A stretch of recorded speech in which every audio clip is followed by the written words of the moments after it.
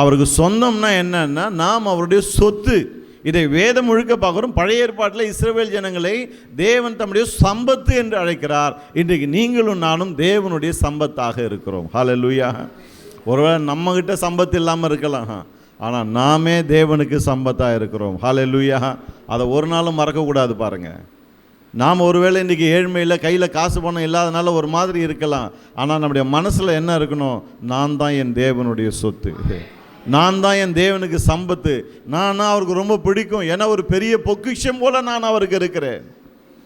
நிறைய பேருக்கு தேவனுக்கு அவங்க எவ்வளோ மதிப்பு மிக்கவர்கள் என்பது விளங்குறதில்ல. பாருங்கள், அவங்க சுற்றி பார்க்குறாங்க, ஓ அவங்களாம் பணம் படைச்சவங்களாக இருக்கிறாங்க, நல்லா படிச்சிருக்காங்க, நல்ல வேலைக்கு போகிறாங்க, அவங்களாம் பெரிய ஆட்கள், நம்மளெல்லாம் அவங்க பார்த்தா கண்டுக்க கூட மாட்டாங்க, பேசக்கூட மாட்டாங்க. இப்படியெல்லாம் நம்முடைய இந்த மனசு வேலை செய்து பாருங்கள். ஒரு விசுவாசியுடைய மனசு ஒரு நாளும் அப்படி வேலை செய்யவே கூடாது. விசுவாசியுடைய மனசு எப்படி வேலை செய்யணும்?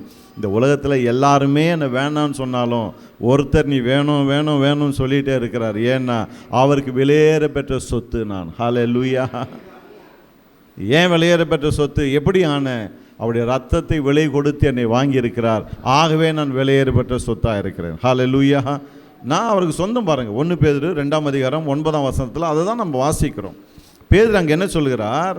நீங்களோ உங்களை அந்தகாரத்தினின்று தம்முடைய ஆச்சரியமான ஒளியினிடத்துக்கு வரவழைத்தவருடைய புண்ணியங்களை அறிவிக்கும்படிக்கு தெரிந்து கொள்ளப்பட்ட சந்ததியாயும் ராஜரீகமான ஆசாரிய கூட்டமாயும் பரிசுத்த ஜாதியாயும் அவருக்கு சொந்தமான ஜனமாயும் இருக்கிறீர்கள். ஆமென். என்ன அழகாக வேதம் சொல்லுது பாருங்க. நீங்கள் ஒவ்வொருவரும், நாம் எல்லாருமே தேவனுக்கு சொந்தமானவர்கள். ஏன்னா தேவன் அவருடைய ரத்தத்தினால விலை கொடுத்து வாங்கி பரிசுத்த ஆவினாலே நம்மை முத்திரையிட்டு இருக்கிறார். ஹல்லேலூயா. இதே தான் தீத்து 2:14 நம்ம வாசிக்கிறோம் பாருங்க. தீத்து என்ன சொல்றார் அங்கே 2:14? அவர் நம்மை சகல அக்கிரமங்களின்று மீட்டு கொண்டு தமக்குரிய சொந்த ஜனங்களாகவும் நற்கிரிகளை செய்ய பக்தி வைராக்கியம் உள்ளவர்களாகவும் நம்மை சுத்திகரிக்கும்படி நமக்காக தம்மை தாமே ஒப்பு கொடுத்தார். ஏன் இயேசுவானவர் நமக்காக தம்மை தாமே ஒப்பு கொடுத்தார்? ஏன் அவர் சிலுவைக்கு போனார்? ஏன் ரத்தம் சிந்தினார்? அந்த காரணத்தை அவர் சொல்கிறார் பாருங்கள். ஏன் செஞ்சார்னா அவருக்குரிய சொந்த ஜனங்களாக நம்மை மாற்றிக்கொள்வதற்காக. ஹல்லேலூயா. அருமையானவர்களே, இங்கே எல்லாரும் உட்கார்ந்துட்டுருக்கோம் இல்லையா? நாம் எல்லாருமே தேவனுக்குரிய சொந்த ஜனம். ஹல்லேலூயா. உங்களை பார்த்து சொல்லுங்கள், நான் தேவனுக்குரிய சொந்த ஜனம். தலை குனிஞ்சு உட்கார்ந்துட்டு இருக்காதீங்க. கஷ்டங்களையும் நஷ்டங்களையும் பாடுகளையும் பார்த்துட்டு சோர்ந்து போய் உட்கார்ந்துட்டு இருக்காதீங்க. இந்த சத்தியம் உள்ளே இறங்கட்டும், நான் தேவனுக்கு சொந்தமான ஜனம். ஹல்லேலூயா.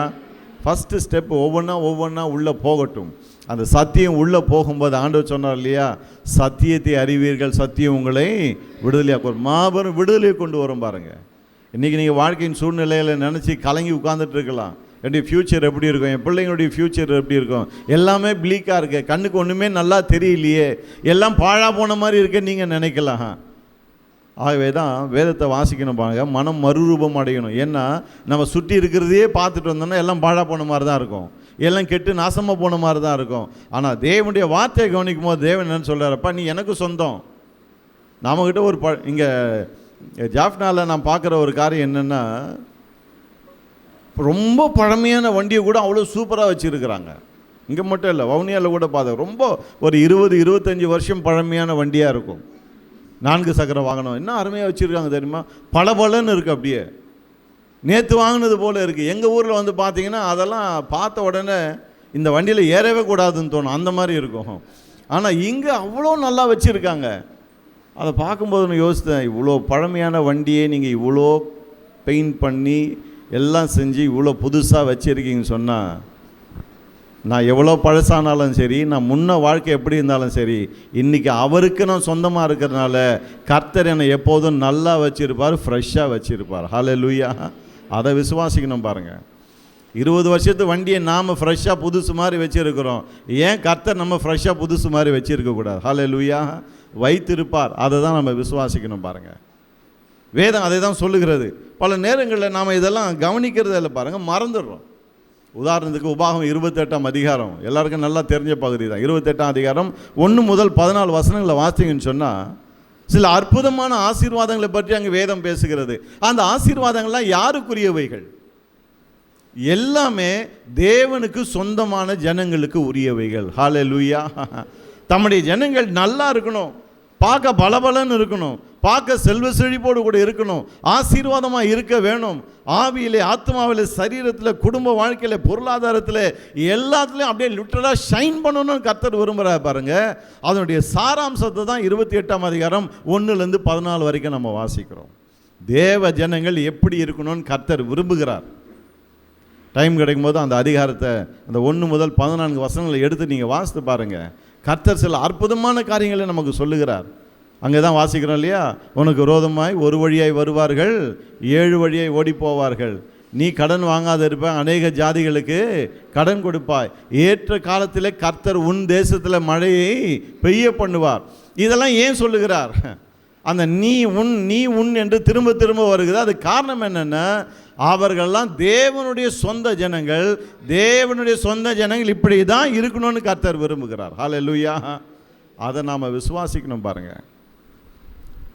ஆனால் ஒரே ஒரு காரியம் அங்கே என்னென்னா, தேவனுக்கு சொந்தமான ஜனங்கள் அவருடைய வார்த்தைக்கு செவி கொடுக்கணும்னு அவர் விரும்புகிறார் பாருங்கள். அவருடைய வார்த்தையை கனம் பண்ண வேண்டும், அவருடைய வார்த்தையை உயர்த்தி பிடிக்க வேண்டும். இன்றைக்கி நிறைய பேர் இந்த முதல் 2 வசனங்களை விட்டுடுறாங்க, அதை விட்டுட்டு மற்றதெல்லாம் எடுத்துக்கிறாங்க பாருங்கள்.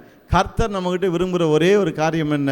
நாம் அவருடைய ஜனங்களாக இருக்கிறதுனால அவருடைய வார்த்தையை கவனமாய் கேட்டு அதுக்கு செவி கொடுத்து நடக்க வேண்டும் என்று கர்த்தர் விரும்புகிறார். ஹல்லேலூயா. அப்படி நடக்கும்போது எல்லா நன்மைகளையும் அவருடைய சொந்த ஜனங்களுக்கு அவர் ஏராளமாய் தாராளமாய் தருகிறார். ஹல்லேலூயா. முதல் 2 வசனங்களில் கர்த்தர் சொல்கிறாரு, நீ என்னை கனம் பண்ணு, என் வார்த்தையை கவனமாக கேட்டு வார்த்தையின்படி நடக்க கவனமாக இருன்றாரு. அப்படி நடந்தால் என்ன ஆகும்?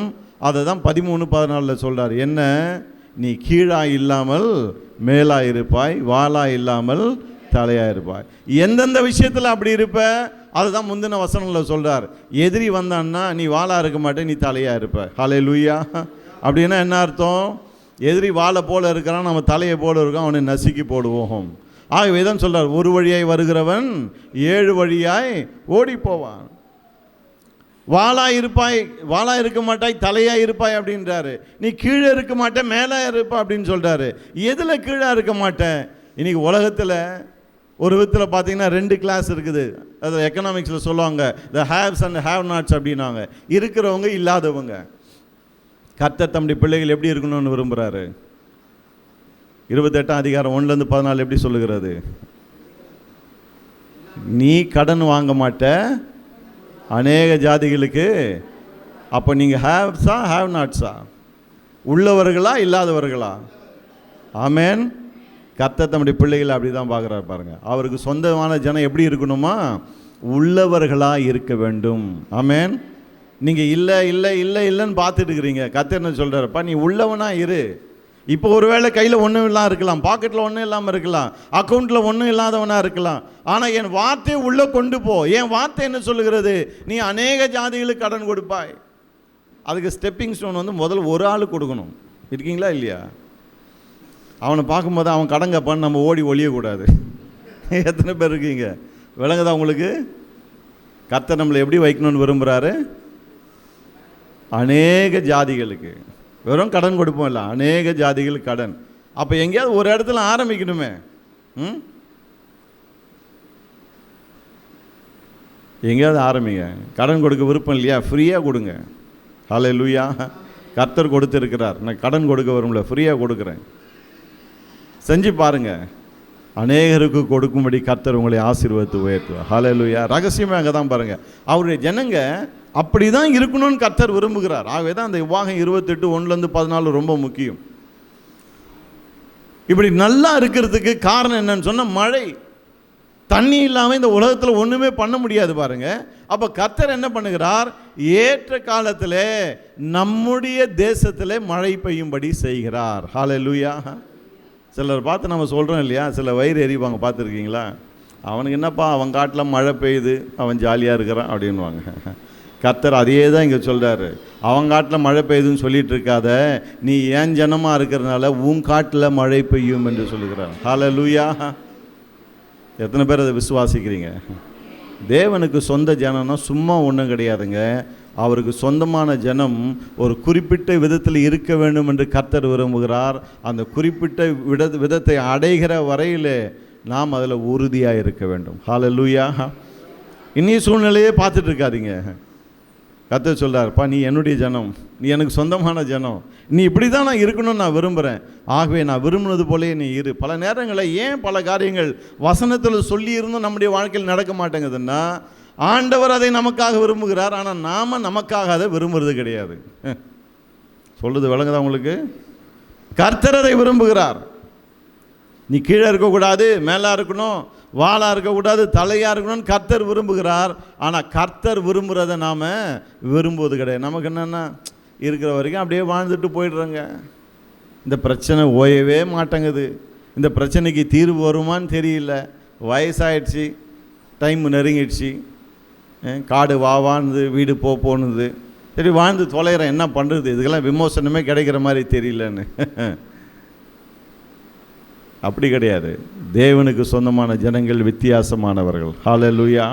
அந்த உணர்வு நமக்குள்ளே மேலோங்கி இருக்கும்போது, தேவனுக்கு சொந்தமான ஜனங்களுக்கு உரிதா எந்த காரியம்லாம் சொந்தம் இல்லையோ அதையெல்லாம் நாம் ரிஜெக்ட் பண்ணுகிறோம்.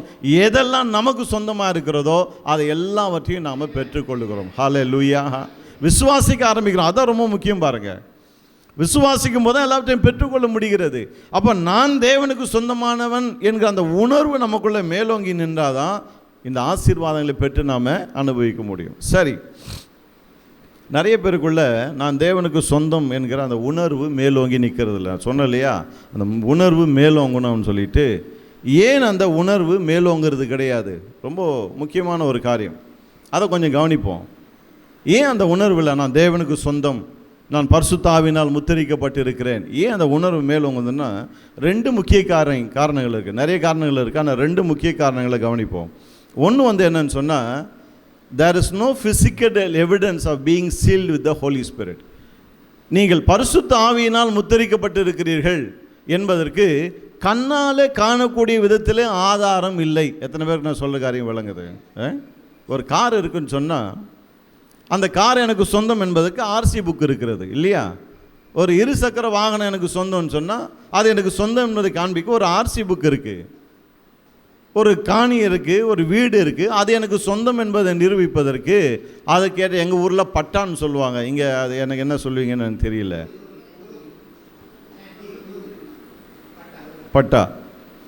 பட்டா இருக்குது பாருங்கள், அந்த பட்டா தான் சொல்லணும் இது எனக்கு சொந்தம்னு.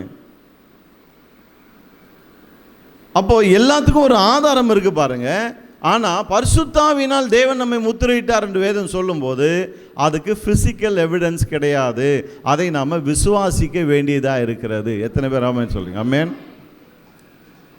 ஆகவே தான் பல நேரங்களில் நாம் பரிசுத்தாவினால் முத்திரிக்கப்பட்டோமா இல்லையா என்பதை அவங்களால பூரணமாக விசுவாசிக்க முடியல, தடுமாறுறாங்க பாருங்கள். ஆனால் நம்ம தடுமாற வேண்டிய அவசியம் கிடையாது. ஏன்னா ஆவியினாலே நாம் முத்திரிக்கப்பட்டிருக்கிறோம், தேவனுக்கு நாம் சொந்தமானவர்கள் என்று சொல்லும்போது சில அறிகுறிகள் நம்முடைய வாழ்க்கையில் காணப்படும். அவைகளை வைத்து மெய்யாகவே தேவன் நம்மை முத்திரித்திருக்கிறார் என்ற அந்த நிச்சயத்தோடு கூட நாம் வாழ முடியும். ஆமென்.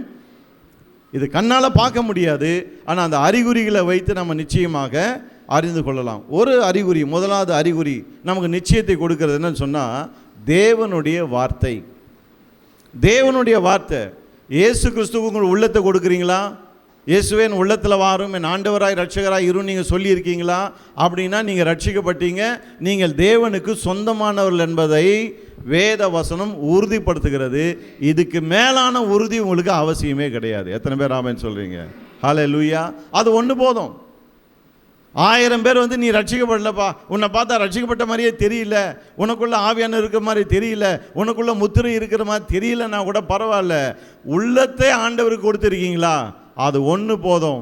ஏன்னா வேத வசனம் சொல்லுகிறது, உள்ளத்தை அவர் கொடுத்து தான் நீங்கள் ரட்சிக்கப்பட்டு இருக்கீங்க, மறுபடியும் பிறந்திருக்கீங்க, ஆவியான முத்திரையாக உங்களுக்கு கொடுக்கப்பட்டு இருக்கிறார். ஹல்லேலூயா. வசனத்தினுடைய உறுதி அது ஒன்று போதும். அதுக்கு மேலே நமக்கு உறுதியே தேவையில்லை. ஆனாலும் இன்னும் சில உறுதிகள் இருக்குது. அது என்னன்னு பார்ப்போம். ரோமர் 8ஆம் அதிகாரம் 15-16 வாசிக்கலாம். ரோமர் 8ஆம் அதிகாரம் 15-16. அந்தபடி திரும்பவும் பயப்படுகிறதுக்கு நீங்கள் அடிமைத்தனத்தின் ஆவியை பெறாமல் அப்பா பிதாவை என்று கூப்பிட பண்ணுகிற புத்திர சுவிகாரத்தின் ஆவியை பெற்றீர்கள். நாம் தேவனுடைய பிள்ளைகளாக இருக்கிறோம் என்று ஆவியானவர் தாமே நம்முடைய ஆவியுடனே கூட சாட்சி கொடுக்கிறார். ஹல்லேலூயா. இதுதான் உள்ளான சாட்சி என்பது. உள்ளான சாட்சி. இதை சுருக்கமாக சொல்ல போனால் என்ன சொல்ல வருகிறது? தேவனை இன்றைக்கி நம்ம அப்பா பிதாவே அப்படின்னு கூப்பிடுறோம் இல்லையா, அது காரணம் என்ன? உள்ளே வாசம் பண்ணி கொண்டிருக்கிற பரிசுத்த ஆவியானவர். ஹல்லேலூயா. நீங்கள் முத்திரையாக பெற்றிருக்கிற பரிசுத்த ஆவியானவர் அவர் தான். பெஞ்சமின், நீ தேவனுக்கு சொந்தமானவன், தேவனுடைய பரம தகப்பன், நீ அவருடைய பிள்ளை. எப்போ பார்த்தாலும் தேவனே தேவனே தேவன் சொல்லிட்டு இருக்காரு. அவருடைய அப்பா. அவரை பார்த்து அப்பா பிதாவே என்று கூப்பிடு என்று உள்ளிருந்து அவர் தூண்டி கொண்டே இருக்கிறார். ஹல்லேலூயா. கொஞ்சம் யோசித்து பாருங்கள். இன்றைக்கி ஜெபம் பண்ணும்போதெல்லாம் அப்பா அப்பா அப்பான்றீங்களே, ரட்சிக்கப்படுறதுக்கு முன்னாடி என்னைக்காவது ஒரு முறையாவது இயேசுவா அப்பான்னு கூப்பிட்டுருக்கிறீங்களா? கூப்பிட்டுருக்கீங்களா? கூப்பிட்டது கிடையாது. ஏன் கூப்பிட முடியாது? ஏன்னா ரட்சிக்கப்படலை, உள்ள ஆவியானவர் இல்லை, உள்ள அந்த முத்திரை இல்லை. நான் தேவனுக்கு சொந்தம், அவருடைய அப்பா, நான் அவருடைய பிள்ளை எனக்கு அந்த உறவு முறையெல்லாம் நமக்கு ஒன்றுமே தெரியாது பாருங்கள். ஆகவே தான் ரட்சிக்கப்படுவதுக்கு முன்னாடி அப்படி கூப்பிடலை. இன்றைக்கி ரட்சிக்கப்பட்டு இருக்கிறோம், தைரியமாக அவரை அப்பா என்று கூப்பிடுகிறோம். ஹல்லேலூயா. சரி, மூன்றாவது ஒரு காரியம் 1 பேதுரு 1:8 என்ன சொல்லுதுன்னு சொன்னால், அவரை நீங்கள் காணாமல் இருந்தும் அவரிடத்தில் அன்பு கூறுகிறீர்கள், இப்பொழுது அவரை தரிசியாமல் இருந்தும் அவரிடத்தில் விசுவாசம் வைத்து சொல்லி முடியாததும் மகிமையால் நிறைந்ததுமாக இருக்கிற சந்தோஷம் உள்ளவர்களாய் களி கூர்ந்து. அந்த வார்த்தைகள் நல்லா கவனிச்சிங்களா? பேதுரு ஒரு காரியத்தை சொல்கிறாரு, எங்கும் பரவி இருக்கிற விசுவாசிகளுக்கு எழுதுகிறார். எழுதும்போது என்ன சொல்கிறாரு? நீங்கள் இயேசுவை காணலை, நாங்களாவது இயேசுவோடு கூட 3.5 வருடங்கள் வாழ்ந்தோம், அவர் எங்களுக்கு நல்லா தெரியும், அவர் கூட சாப்பிட்டு இருக்கோம், அவர் கூட படுத்து தூங்கியிருக்கோம், அவர் கூட வாழ்ந்துருக்கோம். ஆனால் நீங்களாம் அவரை பார்க்கல. ஆனால் நீங்கள் அவரை பார்க்காத இருந்தும் அவரிடத்தில் என்ன பண்ணுறீங்க? அவரில் அன்பு கூறுகிறீர்கள். நீங்கள் அவரை தரிசிக்கலை அப்படின்னு சொன்னால் இயேசு பரமேறின பிறகு உங்களுக்கு காட்சி அளிக்கவில்லை. இன்றைக்கி சில பேர் சொல்கிறாங்க இல்லையா, நான் இயேசுநாதரை பார்த்தேன் அப்படின்னு சொல்லிட்டு. நான் பார்க்கல. இன்னும் உங்களில் எத்தனை பேர் பார்த்துருக்கீங்கன்னு எனக்கு தெரியாது. பார்க்காத இருந்தும் தரிசியாமல் இருந்தும் என்ன பண்ணுறோமா, நாம் அவரிடத்தில் விசுவாசம் வைக்கிறோம். இன்றைக்கி சில பேர் என்ன சொல்கிறாங்க, எங்கள் கடவுள் கண்ணு முன்னாடி தெரியுது, உங்கள் கடவுளை காட்டு அப்படின்றாங்க. பிசாசு எப்படியெல்லாம் டாக்டிக்காக பேசுகிறான் பாருங்கள். வேதம் சொல்லுது, தரிசியாமல் இருந்தும் நாம் அவரை விசுவாசிக்கிறோம். ஹல்லேலூயா. கண்ணுக்கு தெரியாதனால அவர் இல்லைன்னு கிடையாது, கண்ணுக்கு தெரியாதனால இயேசுநாதர் காணாமல் போயிட்டார்னு கிடையாது. அவர் இருக்கிறார், ஆனால் நம்ம கண்ணுக்கு அவர் தெரியவில்லை. ஹல்லேலூயா. இன்றைக்கி இங்கே உட்கார்ந்துட்டு இருக்கோம் இல்லையா, எங்கே 2 பேர் 3 பேர் என் நாமத்தில் கூடியிருக்கிறார்களோ அங்கே அவர் மத்தியிலே நான் இருக்கிறேன் என்று சொல்லி இருக்கிறார். எத்தனை பேர் அவர் இங்கே இருக்கிறார் என்று விசுவாசிக்கிறார்? ஹல்லேலூயா. கண்ணுக்கு தெரியாதனால அவர் இல்லைன்னு கிடையாதுங்க, அவர் இங்கேயே இருக்கிறார். இங்கே இருக்கிறார். அவர் தான் நமக்கு ஊழியம் செய்து கொண்டு இருக்கிறார். பேசுவதற்கு அவர் தான் எனக்கு பலனை கொடுக்கிறார். இன்றைக்கு கர்த்தர் நம்ம மத்தியில் இருக்கிறார் பாருங்கள். இந்த ஜனங்களை பற்றி என்ன சொல்கிறாரு? நீங்கள் அவரை பார்க்கல, அன்பு காட்டுறீங்க, அவரை தரிசிக்கல, விசுவாசம் வைக்கிறீங்க. அவருடைய விளைவு என்னென்னா, சொல்லி முடியாததும் மகிமையால் நிறைந்ததுமாக இருக்கிற ஒரு சந்தோஷம். அந்த சந்தோஷத்தினாலே நீங்கள் எல்லாம் சந்தோஷிக்கிறீர்கள் அப்படின்றாரு. அப்போ ஒரு விசுவாசிக்குள்ள ஒரு விதமான சந்தோஷம் இருக்குது. அது என்ன சந்தோஷம்? விவரிக்க முடியாத ஒரு சந்தோஷம். எத்தனை பேருக்கு விளங்கு நான் சொல்கிற காரியங்கள்? விவரிக்க முடியாது. எல்லாம் பதறிட்டு இருப்பாங்க, எல்லாம் ஓலம் விட்டுட்டு இருப்பாங்க. ஆனால் நீங்கள் ஒரு தெய்வீக சமாதானத்தோடு தெய்வீக சந்தோஷத்தோடு கூட இருப்பீர்கள். ஹல்லேலூயா. அதுக்கு காரணம் என்ன? உங்களுக்குள்ள ஆவியானவர் இருக்கிறார், உங்களை முத்திரையிட்டு இருக்கிறார், நீங்கள் அவருக்கு சொந்தம் என்ற அந்த உணர்வு மேலோங்கி இருக்கிறதுனால சூழ்நிலை எப்படி இருந்தாலும் சரி, சந்தோஷத்துக்கு அளவே இல்லை. ஏன்னா இது இயற்கையான சந்தோஷம் அல்ல, மகிமையால் நிறைந்த ஒரு சந்தோஷமாக இருக்கிறது. ஹல்லேலூயா. அப்படிப்பட்ட ஒரு சந்தோஷம் உங்களுக்குள்ளே இருக்கா? அது ஒரு அறிகுறி, மெய்யாகவே நீங்கள் பரிசுத்த ஆவியானவர் முத்திரையாக உள்ளே பெற்றிருக்கிறீர்கள் என்பதற்கு. சரி, இன்னொரு முக்கியமான காரியம், கலாத்தியர் 5ஆம் அதிகாரம் 22, 23 வாசிக்கிறேன்.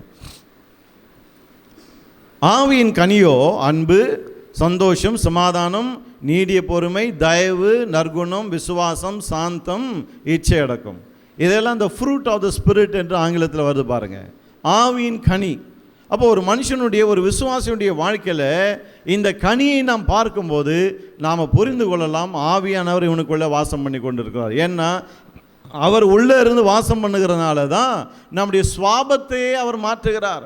முன்ன எரிச்சல் உள்ளவர்களாக, கோபம் உள்ளவர்களாக, நல்லவங்ககிட்ட அன்பு காட்டுவோம், கெட்டவங்களை நாம் வெறுப்போம், இப்படி பலவிதமான ஒரு வாழ்க்கையில் வாழ்ந்தோம் பாருங்கள். இதில் இருக்கிற முக்காவாசி காரியங்கள் நம்மகிட்ட இருக்காது. சாந்தம் இருக்காது, நீடிய பொறுமை இருக்காது, இச்சையடக்கம் இருக்காது, எதுவுமே இருக்காது.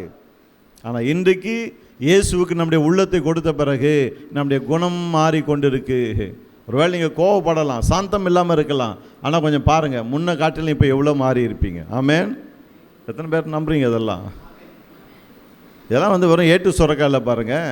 ஆவியானவர் நமக்குள்ளே இருந்து கொண்டு நம்முடைய குணத்திலே கொண்டு வருகிற மாற்றங்களை குறித்து இது பேசுகிறது. ஹல்லேலூயா. முன்ன நம்ம குணம் இப்படி கிடையாது. எதுக்கு எடுத்தாலும் கோவப்படுவோம், ஒரு இச்சை அடக்கம் இருக்காது, எல்லாத்து மேலேயும் ஆசை இருக்கும், அதிகமான ஆசை இருக்கும். பைக்கை பார்த்தா ஐ லவ் தட் பைக் அப்படின்வாங்க. அதில் ஒரு பெருமை வேறு. பைக்கை லவ் பண்ணுறதுல என்ன பெருமை இருக்குது? எல்லாத்துலேயும் ஒரு இச்சை அடக்கம் இல்லாத ஒரு வாழ்க்கை. ஆனால் ஆவியானவர் உள்ளே வந்து அவர் முத்திரையை கொடுக்கப்பட்டு நமக்குள்ளே வாசம் பண்ணி கொண்டு இப்போ என்ன பண்ணுறாராம், நம்முடைய குணத்தை மாற்றுகிறார். அந்த குணலட்சணங்கள் ஒருவனுக்குள்ளே மாறி இருக்குதுனால அங்கே ஆவியானவர் இருக்கிறார் என்று அர்த்தம். ஹல்லேலூயா. ரொம்ப அழகாக சொல்லுது பாருங்கள். இன்னொரு காரியம், அப்போஸ்தலர் 10ஆம் அதிகாரம் வாசம்னு சொன்னால் 43 அவர் அங்கே ஒரு சுவாரஸ்யமான ஒரு சம்பவம் இருக்குது பாருங்கள். அது என்ன சம்பவம்னு சொன்னால், பேதுருவை ஒரு புறஜாதியான் கொர்நேலியின் வீட்டுக்கு பிரசங்கம் பண்ண கூப்பிடுறாங்க. ஆகவே பேதுரு அங்கே போகிறார். போன உடனே வரவேற்பெல்லாம் நல்ல தடபுடலாக இருக்குது. பேதுருவை பிரசங்கம் பண்ண விடுறாங்க. பிரசங்கம் பண்ண விட்டால் இவர் என்ன பண்ணுறாரு, நாங்களாம் யூதர்கள், புறஜாதியார் வீட்டுக்கெல்லாம் வரமாட்டோம், அது எங்களுக்கு விளக்கப்பட்டு இருக்கிறது, இப்படியெல்லாம் பிரசங்கம் தான். போய் சுவிசேஷத்தை சொல்லி இயேசுநாதரை சொல்லுன்னா இவர் எவ்வளோ உயர்ந்தவர்னு பேசின்னு இருக்காருங்க. உங்கள் வீட்டுக்கெல்லாம் நாங்கள் சாதாரணமாக வரமாட்டோங்க, ஏதோ தேவதூதனை அனுப்பி கர்த்தர் போன்னு சொன்னாலும் வந்திருக்கிறோம் அப்படின்னு ஏதோ பிச்சை போடுற மாதிரி அங்கே பேச்ச ஆரம்பிக்கிறான் பாருங்கள். ஆனால் அவன் பேசிக்கொண்டே இருக்கிறான். அப்படி பேச்சு ஆரம்பத்தில் கொஞ்சம் தலக்கணம் மிகுந்த பேச்சாக இருந்தாலும், கொஞ்சம் பெருமை மிகுந்த பேச்சாக இருந்தாலும், சப்ஜெக்டுக்குள்ளே வரும்போது இயேசுநாதரை பற்றி பேச ஆரம்பிக்கிறான். இயேசுவே மெய்யான தெய்வம் என்பதை பேச ஆரம்பிக்கிறான் பாருங்கள். பேசிக்கொண்டு இருக்கும்போதே அவரை விசுவாசிக்கணும் என்று சொல்லும் போதே பரிசுத்த ஆவியானவர் அங்கே இருக்கிற எல்லார் மேலும் பொழிந்தருளப்படுகிறார். ஹல்லேலூயா. பொழிந்தருளப்பட்ட உடனே எல்லாருமே அந்நிய பாஷையில் பேசுகிறாங்க, பற்பல பாஷையில் பேசுகிறாங்க. பேதுரு அதை பார்த்த உடனே என்ன சொல்கிறான், நம்ம மேலே இறங்குனது போல் அவங்க மேலே இறங்கி இருக்கிறாங்க. அப்படின்னா என்ன அர்த்தம், இவங்களாம் ரட்சிக்கப்பட்டாங்க, ஆகவே போயிட்டு நேராக இவங்களுக்கு ஞானஸ்நானம் கொடுக்கணும். எத்தனை பேருக்கு விளங்குது நான் சொல்கிற காரியங்கள்? ஞானஸ்நானம் யாருக்கு கொடுப்பாங்க? பரிசுத்த ஆவியின் அபிஷேகம் யாருக்கு? வேதம் தெளிவாய் சொல்லுது, ரட்சிக்கப்பட்ட விசுவாசிகளுக்கு. விசுவாசி தான் ஞானஸ்நானம் எடுக்கணும், விசுவாசி தான் அந்நிய பாஷையில் பேசணும் இல்லையா?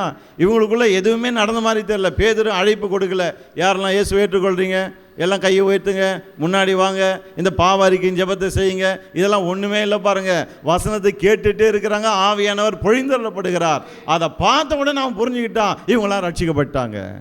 ஹல்லேலூயா. ரொம்ப அமைதியாக இருக்கீங்க. ஒரு பெரிய சம்பவம் நடக்குதாங்க. என்ன சம்பவம்? யாருக்குமே விளங்காத விதத்தில் இன்றைக்கும் எல்லாருக்கும் அது ஒரு புரியாத புதிர். எப்படி இது? அவங்க இயேசுவை, வேதம் என்ன சொல்லுது, கர்த்தராகிய இயேசு கிறிஸ்துவ இருதயத்தில் விசுவாசி வாயினால் அறிக்கை செய்ய ரட்சிக்கப்படுவான்னு. அங்கே ஒன்றுமே நடக்கலையே. ஒன்றுமே நடக்காமல் ஆவியானவர் ஊற்றி விட்டார். அப்படின்னா என்ன அர்த்தம்? உள்ளத்தில் விசுவாசித்து இருக்கிறார்கள் என்று அர்த்தம். ஹல்லேலூயா. ஆவியானவர் ஆண்டவர் ஊற்றி விட்டார். அப்புறம் போய் ஞானஸ்நானம் எடுக்கிறாங்க. தலைகீழாக நடக்குது பாருங்க அங்கே எல்லாமே. அப்போ அருமையானவர்களே, இந்த ஒரு காரியம் நம்முடைய வாழ்க்கையில் நடந்திருந்தால், இது எப்படி வசனம் தருகிற உறுதின்னு சொன்னலாம், அதே போல் ஒரு மிகப்பெரிய ஒரு உறுதி உங்களுக்கும் சரி, உங்களை சுற்றிலும் இருக்கிறவங்களுக்கும் சரி, மெய்யாகவே நீங்கள் ரட்சிக்கப்பட்டு இருக்கிறீர்கள், மெய்யாகவே ஆவியானவர் உங்களுக்குள்ளே முத்திரையாய் கொடுக்கப்பட்டிருக்கிறார் என்பதற்கு. ஹல்லேலூயா. ஆகவே தான் பாருங்கள், பரிசுத்த ஆவியின் அபிஷேகத்தை பெற்றவங்க அவங்க லெவல் ஆஃப் போல்ட்னஸ் வேறு மாதிரி இருக்கும், அவங்க பேச்சு வேறு மாதிரி இருக்கும். ஆவின் அபிஷேகம் இல்லாதவர்களுக்கு அடிக்கடி சந்தேகம் வரும், நான் ரட்சிக்கப்பட்டேன்னா, நான் உண்மையிலே கிறிஸ்துவன் தானா, உண்மையிலே ஆவியானவர் எனக்குள்ளே இருக்கிறாரா, இப்படி நிறைய சந்தேகம் இருக்கும் பாருங்கள். ஆனால் ரட்சிக்கப்பட்டவர்கள், அபிஷேகம் பெற்றவர்களுக்குள்ளே அந்த சந்தேகமே இருக்காது. ஏன்னா ரட்சிக்கப்பட்டவர்களுக்கு மட்டுமே ஆவியின் அபிஷேகம் கொடுக்கப்படுகிறது. ஹல்லேலூயா. இதை நீங்களும் நானும் ஏற்படுத்தலை, இது தேவன் ஏற்படுத்தின ஒரு காரியம். அதன் மூலமாக உங்களுக்கும் சரி, உங்களை சுற்றிலும் உள்ளவர்களுக்கும் சரி, தேவன் தெளிவாக சொல்கிற ஒரு செய்தி என்னென்னா, இவன் எனக்கு சொந்தமானவன். ஹல்லேலூயா. கண்கள் மூடி நாம் ஜெபிப்போமா? Thank you lord. நன்றி ஆண்டவரே. ஒரு அற்புதமான ஒரு பாயிண்ட்டை இன்றைக்கி பார்த்தோம் நாம். அது என்ன?